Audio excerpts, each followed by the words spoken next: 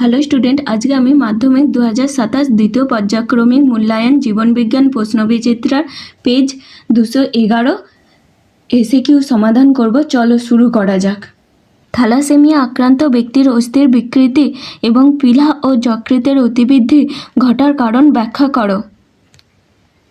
Thalassaemia আক্রান্ত ব্যক্তির অস্থির বিকৃতি এবং পীড়া ও যকৃতের অতিবৃদ্ধি ঘটার কারণে নিম্নরূপ। থ্যালাসেমিয়া আক্রান্ত ব্যক্তির অস্থির বিকৃতি। থ্যালাসেমিয়ার কারণে শরীরে অক্সিজেনের ঘাটতি পূরণ করতে অস্থিমজ্জা বোন ম্যারো বেশি পরিমাণে লোহিত রক্তকণিকা তৈরির চেষ্টা করে। এই অতিরিক্ত কাজের ফলে অস্থিমজ্জা অস্বাভাবিকভাবে প্রসারিত হয়। এই কারণেই থ্যালাসেমিয়া রোগীদের মধ্যে অস্থির বিকৃতি দেখা যায়। থ্যালাসেমিয়া আক্রান্ত ব্যক্তির পীড়া ও যকৃতের অতিবৃদ্ধি। থ্যালাসেমিয়ায় উৎপন্ন লোহিত রক্তকণিকা দুর্বল ও অস্বাভাবিক হয়। এগুলো দ্রুত নষ্ট হয়ে যায়। পীড়া অতিরিক্ত রক্তকণিকা ধ্বংস করতে গিয়ে বড় হয়ে যায়। আবার তীব্র অ্যানিমিয়ার কারণে শরীর অস্থিমজ্জার বাইরে যেমন পীড়া ও যকৃৎ রক্ত তৈরি শুরু করে। একে বলে এক্সট্রা মেডুলারি হেমাটোপয়েসিস। ফলে পীড়া ও যকৃৎ উভয়েই বড় হয়ে যায়। একই ফেনোটাইপ প্রদর্শনকারী দুটি ভিন্ন জিনোটাইপ কখনো কখনো ভিন্ন ফেনোটাইপ প্রদর্শন করতে পারে। এর সম্ভাব্য কারণ উল্লেখ করো। একই ফেনোটাইপ প্রদর্শনকারী দুটি ভিন্ন জিনোটাইপ কখনো কখনো ভিন্ন ফেনোটাইপ প্রদর্শন করতে পারে। এর সম্ভাব্য কারণগুলি হলো: পরিবেশগত প্রভাব।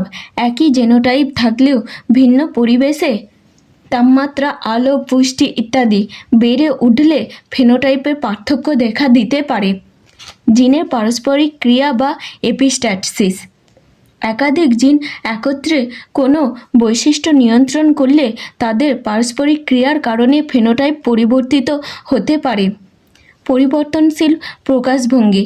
একই জিন ভিন্ন ব্যক্তির মধ্যে ভিন্ন মাত্রায় প্রকাশ পেতে পারে। অসম্পূর্ণ অনুপ্রবেশ। কোনো জিন উপস্থিত থাকলেও সব ক্ষেত্রে তার বৈশিষ্ট্য প্রকাশ পায় না। এছাড়া অসম্পূর্ণ প্রকটতা, সহ-প্রকটতা, মিউটেশন ইত্যাদি কারণে জিনোটাইপ এক হলেও ভিন্ন জিনগত ও পরিবেশগত কারণে ফেনোটাইপ বিভিন্ন হতে পারে। মেন্ডেল কর্তৃক নির্বাচিত মটর গাছের বীজ ও ফুল সংক্রান্ত বিপরীতধর্মী বৈশিষ্ট্য সারণীর সাহায্যে দেখাও। মেন্ডেল কর্তৃক নির্বাচিত মটর গাছের বীজ ও ফুল সংক্রান্ত বিপরীতধর্মী বৈশিষ্ট্যগুলি হল: বীজের আকৃতি। প্রকট বৈশিষ্ট্য গোল, প্রচ্ছন্ন বৈশিষ্ট্য কুঞ্চিত। বীজের বর্ণ হলুদ আর প্রচ্ছন্ন বৈশিষ্ট্য সবুজ। ফুলের বর্ণ প্রকট বৈশিষ্ট্য বেগুনি আর প্রচ্ছন্ন বৈশিষ্ট্য সাদা। ফুলের অবস্থান প্রকট বৈশিষ্ট্য কাক্ষিক আর প্রচ্ছন্ন বৈশিষ্ট্য শীর্ষ। ফার্নের রেণুধর দেহ রেণু উৎপাদনের মাধ্যমে অযৌন জনন সম্পন্ন করে। এদের ক্ষেত্রে যৌন জনন কি দেখা যায়? তবে প্রক্রিয়াটি উল্লেখ করো। হ্যাঁ, ফার্নে অযৌন জননের পাশাপাশি যৌন জননও দেখা যায়। যৌন জননের প্রক্রিয়া: রেণু উৎপাদন। ফার্নের স্পোরোফাইট দেহের নিচের দিকে স্পোরাঞ্জিয়ামে রেণু তৈরি হয়। প্রোথ্যালাস গঠন: রেণু অনুকূল পরিবেশে অঙ্কুরিত হয়ে ছোট হৃদয়াকৃতি সবুজ গঠন তৈরি করে, যাকে প্রোথ্যালাস বলা হয়। যৌন অঙ্গের সৃষ্টি: প্রোথ্যালাসে দুই ধরনের যৌন অঙ্গ তৈরি হয়। পুংধানী বা অ্যান্থ্রেডিয়াম থেকে শুক্রাণু উৎপন্ন করে আর স্ত্রীধানী বা আর্কিগোনিয়াম থেকে ডিম্বাণু উৎপন্ন করে। নিষেক: জলের উপস্থিতিতে শুক্রাণু সাঁতারে আর্কিগোনিয়ামে গিয়ে ডিম্বাণুর সাথে মিলিত হয়। জাইগোট ও নতুন গাছ: নিষেকের ফলে জাইগোট তৈরি হয়, যা থেকে নতুন স্পোরোফাইট পূর্ণাঙ্গ ফার্ন গাছ জন্মায়।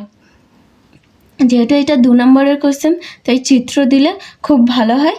আর প্রোথ্যালাস থেকে চালু হবে যৌন জননটা, এটাই তার চিত্র।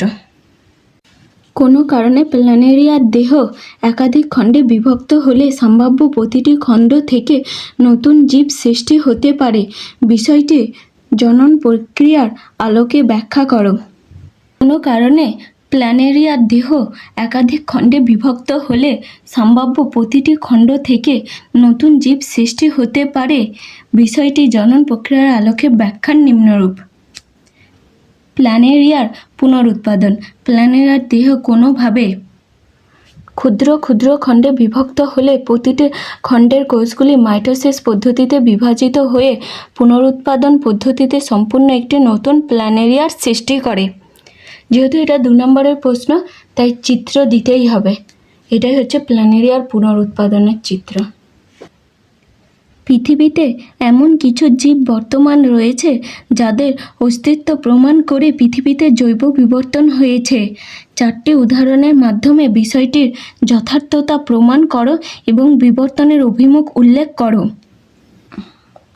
পৃথিবীতে এমন কিছু জীব আছে যাদের বৈশিষ্ট্য বিশ্লেষণ করলে স্পষ্ট বোঝা যায় যে পৃথিবীতে জৈব বিবর্তন অর্গানিক ইভলিউশন ঘটেছে। নিচে 4টি উদাহরণের মাধ্যমে বিষয়টি প্রমাণ করা হলো। জৈব বিবর্তিত জীব, বিবর্তনের প্রমাণ, বিবর্তনের অভিমুখ। পেরিপ্রেটাস, জীবন্ত জীবাশ্ম গঠিত প্রমাণ। বিবর্তনের অভিমুখ, অমেরুদণ্ডী প্রাণীর এক গোষ্ঠী অ্যানিলিডা থেকে অন্য গোষ্ঠী আর্থ্রোপোডা, অর্থাৎ গঠনগত উন্নতি ও জটিলতার দিকে বিবর্তন। আর্কিওপটেরিক্স, বিবর্তনের প্রমাণ, জীবাশ্ম গঠিত প্রমাণ। বিবর্তনের অভিমুখ, সরীসৃপ টু পাখি, অর্থাৎ স্থলচর সরীসৃপ থেকে উঠতে সক্ষম পাখির উদ্ভব। নিউপেলিনা, বিবর্তনের প্রমাণ, জীবন্ত জীবাশ্ম গঠিত প্রমাণ। বিবর্তনের অভিমুখ, প্রাচীন মোলাস্কা, আধুনিক মোলাস্কা, অর্থাৎ প্রাচীন বৈশিষ্ট্য সংরক্ষণ করে বর্তমান জীবের সাথে সংযোগ।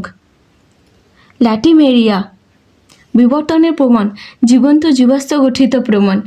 বিবর্তনের অভিমুখ, প্রাচীন মাছ, উভচর, স্থলজ মেরুদণ্ডী, অর্থাৎ জলজ প্রাণী থেকে স্থলজ প্রাণীর বিবর্তনের দিক নির্দেশ করে।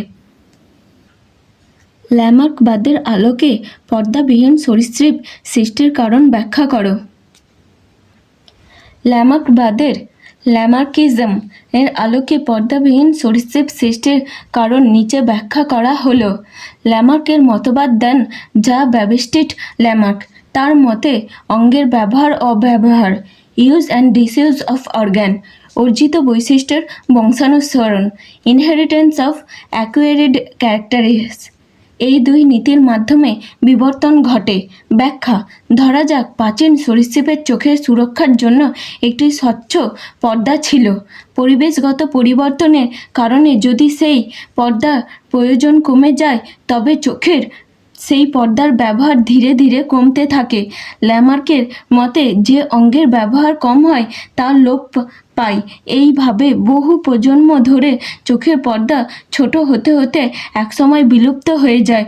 অর্জিত এই বৈশিষ্ট্য পর্দার লোপ পরবর্তী প্রজন্মে বংশগতভাবে সঞ্চারিত হয়। শিম্পাঞ্জির সমস্যা সমাধান দক্ষতার 2টি উদাহরণ দাও। শিম্পাঞ্জির সমস্যা সমাধান দক্ষতার 2টি উদাহরণ হলো হাতুড়ি ও নেহাইয়ের ব্যবহার। শিম্পাঞ্জিরা একটি চ্যাপ্টা পাথরকে নেহাই হিসাবে ও একটি গাছের টুকরোকে হাতুড়ি রূপে ব্যবহার করে বাদাম এর খোলা ভেঙে বাদাম সংগ্রহ করে। ঔষধি গাছের ব্যবহার। শিম্পাঞ্জিরা কোনো পরজীবী দ্বারা আক্রান্ত হলে নিজেরাই চিকিৎসা ব্যবস্থা করে। সেক্ষেত্রে নিজেরাই বিভিন্ন ভেষজ উদ্ভিদের অ্যাসপেরিলা রুডিস পাতা, মূল, ছাল, ফল প্রভৃতি ভক্ষণ করে, ফলে পরজীবীদের ক্ষতিকর প্রভাব থেকে রক্ষা পায়।